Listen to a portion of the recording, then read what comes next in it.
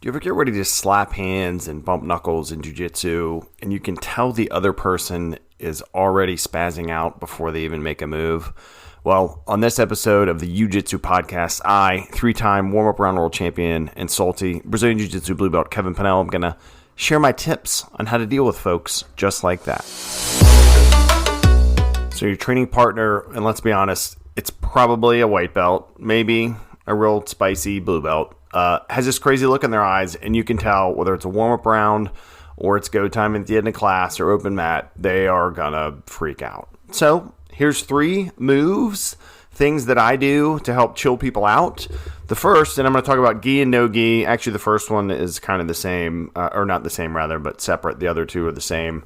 For me, collar grips. I am big on, and credit to Hicks and Gracie for a video I watched and using it many times in class, is I'm going to get a collar grip on them, and I'm going to have a strong arm, strong elbow, right, strong wrist, and I'm just going to hold them, and I'm going to not let them get close to me. They're going to keep trying, and often white belts don't know unless, honestly, I help them, which I try to. Remember, I did that episode, No Free Grips, so go check that one out. So I get grips all the time, and I hold people. I may push back on them if they have a crappy base. They're going to fall over, or I'll use that, kind of control them while they're fighting the grips. I'll grab their ankle and ankle pick them. But I'm going to make space. I'm going to keep my hands up so I don't get the headbutt in the face like many of us have probably gotten before when they come in real hard.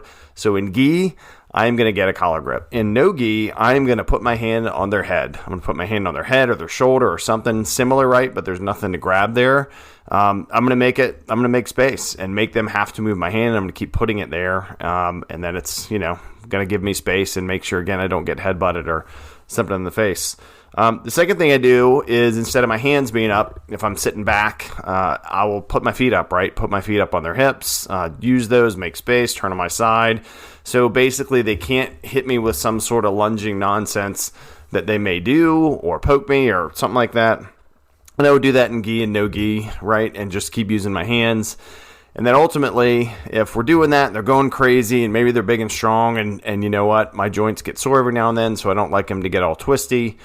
I'll let them pass. I'll give them a little resistance and go, okay, let's pass. Because again, remember, as John Danaher says, as a blue belt, if you're in side control of a white belt and you can't get out, are you really a blue belt? That's my standard. It plays in my head, which is good. So it pushes me when I'm having a hard time, if I'm having a hard time.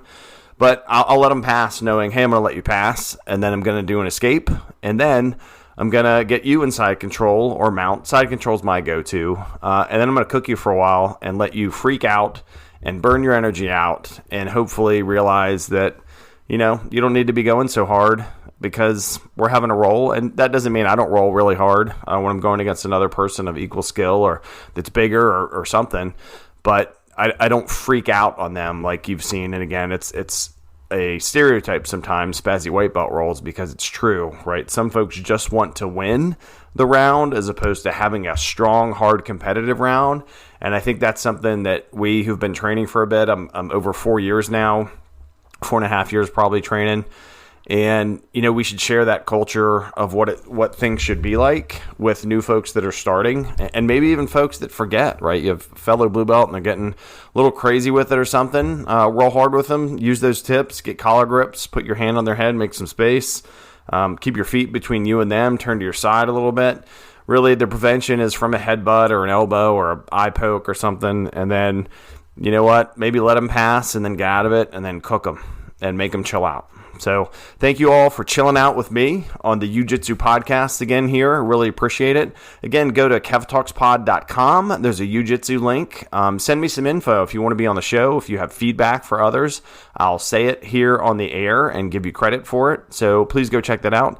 Like, subscribe to the podcast, particularly leave a review on Apple Podcasts, please. That would be awesome.